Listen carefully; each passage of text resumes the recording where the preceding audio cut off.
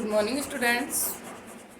बेटा आज से यानी जुलाई में हम करेंगे कॉम्पिटिटिव एग्ज़ाम की तैयारी और उन्हीं से रिलेटेड हम जो आपकी ग्रामर है वो करेंगे, जो व्याकरण है वो करेंगे। आपके जैसे नवोदय स्कूल या सैनिक स्कूल, मिलिट्री स्कूल में जो एग्ज़ाम होते हैं उन्हीं में जो क्वेश्चंस आते हैं, आपके जो ग्रामर आती है वही ग्रामर हम आपको इस जुलाई मंथ में करवाएंगे। तो आज हमारा टॉपिक है उसमें अलंकार। तो चलो अलंकार करते हैं, उसके बारे में पढ़ते हैं। Good morning students. बेटा कल हम अलंकार कर रहे थे। अलंकार में कल हमने किया अलंकार की परिभाषा और अलंकार के 3 भेद, शब्दालंकार, अर्थालंकार और अभ्यालंकार। आज हम करेंगे शब्दालंकार में सबसे पहला था हमारा अनुप्रास अलंकार। अनुप्रास अलंकार क्या है? जब काव्य में किसी वर्ण की आवृत्ति एक से अधिक बार होती है तब अनुप्रास अलंकार होता है। कि जब कोई काव्य है उसके अंदर एक ही वर्ण की यानी एक अक्षर है उसकी आवृत्ति बार बार में आता है, वो एक से अधिक बार आता है। अगर 2 बार भी आता है तो वहां पर अनुप्रास अलंकार होता है। जैसे देखिए ये चारु चंद्र की चंचल किरणें खेल रही हैं जल थल में। अब यहाँ पर जो पहला वर्ड है च च च, ये 3 बार आया लगातार, इसलिए यहाँ पर कौन सा अलंकार आएगा? आपका अनुप्रास अलंकार। इसके कुछ अन्य उदाहरण हैं जो देखिए, एक बार फिर से देख लो बेटा परिभाषा कि जब काव्य में किसी वर्ण की आवृत्ति एक से अधिक बार हो तो वहां पर अनुप्रास अलंकार होता है। अन्य उदाहरण है जैसे कल कानन कुंडल मोर पका उर्पे वनमाल विराजती। अब यहाँ पे देखो कै 3 बार आया यानी कै वर्ण की आवृत्ति हो रही है। फिर उसके बाद में वन विराजते और बै 2 बार आया, तो इसलिए यहाँ पर कौन कौन से वर्ण की आवृत्ति हो गई 2 बार? एक तो कै की और एक बै की, इसलिए यहाँ पर कौन सा अलंकार आएगा? आपका अनुप्रास अलंकार। एक और उदाहरण तरनी तनुजा तट तमाल तरुवर बहु छाए। आप बताइए यहाँ पर कौन से वर्ण की आवृत्ति हो रही है? देखो तय की, तय कितनी बार आ गया? 1 2 3 4 5 बार आ गया। तो यहाँ पर कौन से वर्ण की आवृत्ति हो रही है? तय वर्ण की आवृत्ति हो रही है।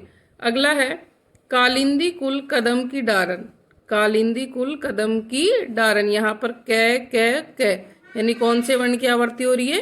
कै वर्ण की। रघुपति राघव राजा राम पतित पावन सीताराम। यहाँ पर देखो पहले रै की आवृत्ति हो रही है यानी अनुप्रास रै वर्ण की आवृत्ति, और यहाँ पर पै की 2 बार, तो यहाँ पर भी कौन सा अलंकार है? आपका अनुप्रास अलंकार। सुरभित सुंदर सुखद सुमन तुम पर खिलते हैं। सुरभित सुंदर सुखद सुमन, यहाँ पर देखो कि कौन से वर्ण की आवृत्ति हो रही है? स की, स और स। बेटा वर्ण सेम होना चाहिए, उसमें मात्रा अलग अलग हो सकती है, इसके अंदर मात्रा भी सेम है, तो यहाँ पर कौन से वर्ण की आवृत्ति हो रही है? स की। अगला मैया मैं नहीं माखन खायो, यहाँ पर किसकी हो रही है? मैं की आवृत्ति 1 2 और 3 बार, तो मैं वर्ण की आवृत्ति। विमल वाणी ने वीणा ली कमल कोमल कर में, विमल वाणी ने वीणा ली कमल कोमल कर से सप्रीत। यहाँ पर कौन कौन से वर्ण की आवृत्ति हो गई? वै वर्ण की और कै वर्ण की आवृत्ति हो गई है। तो आपके अनुप्रास अलंकार की परिभाषा लिखोगे और ये जितने भी उदाहरण आपको बताए गए हैं ये सभी आपको नोटबुक में लिखने हैं। दूसरा है आपका यमक अलंकार। यमक अलंकार क्या है? जब काव्य में एक ही शब्द 2 बार आता है, जब काव्य में एक ही शब्द 2 बार आता है यानी सेम शब्द है वो 2 बार आएगा और दोनों बार अर्थ अलग अलग हो, और दोनों ही बार उसका क्या हो? अर्थ अलग हो। यानी सेम शब्द है 2 बार आएगा लेकिन दोनों बार क्या हो? उसका अर्थ अलग हो, वहां पर यमक अलंकार होता है।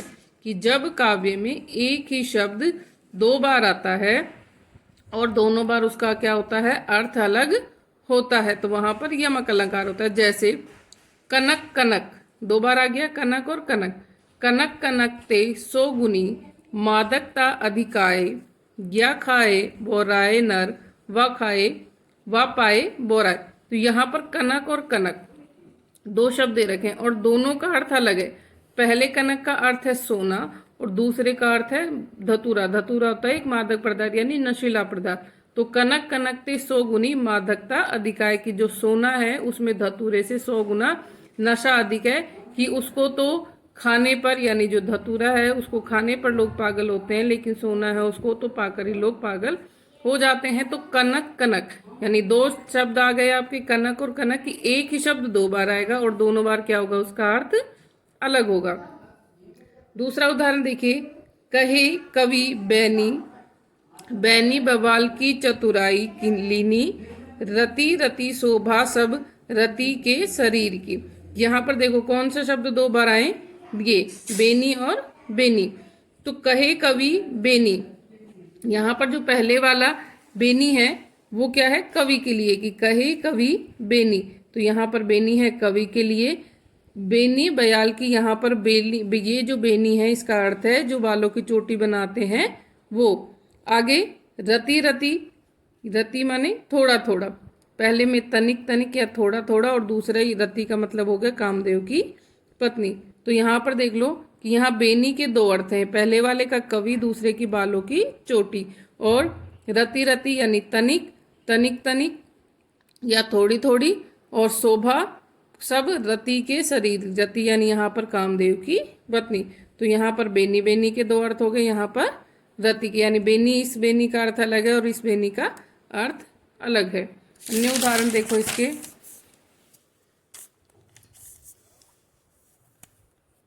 तीन बेर खाती थी वे 3 बेर खाती हैं।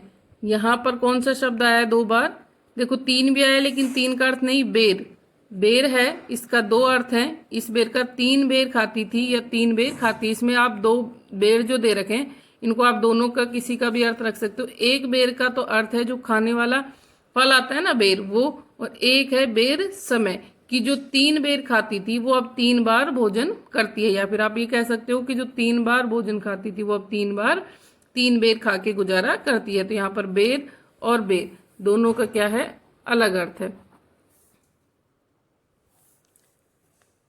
तोपे वारो उर्वशी सुन उर्वशी सुजान,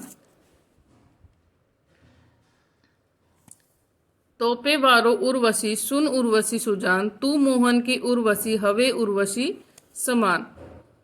तो यहाँ पर उर्वशी उर्वशी 2 बार आया, 4 बार आ गया वैसे यहाँ पर भी, यहाँ पर, लेकिन जो उर्वशी है, तोपे वारो उर्वशी सुन उर्वशी सुजान, तो यहाँ पे जो उर्वशी हैं उसके 2 अर्थ हैं, कि उर्वशी है कि तोपे वारो उर्वशी, उर्वशी का अर्थ है एक अप्सरा, सुन उर्वशी सुजान, और एक का है हृदय में बसी हुई। तो तोपे वारो उर्वशी सुन उर्वशी सुजान, तू मोहन की उर्वशी हवे उर्वशी समान। यहाँ पर कि तू तोपे वारो उर्वशी, की उर्वशी मैं तुझ पे वारतू हूँ, तुम किसके समान हो, हृदय के समान हो।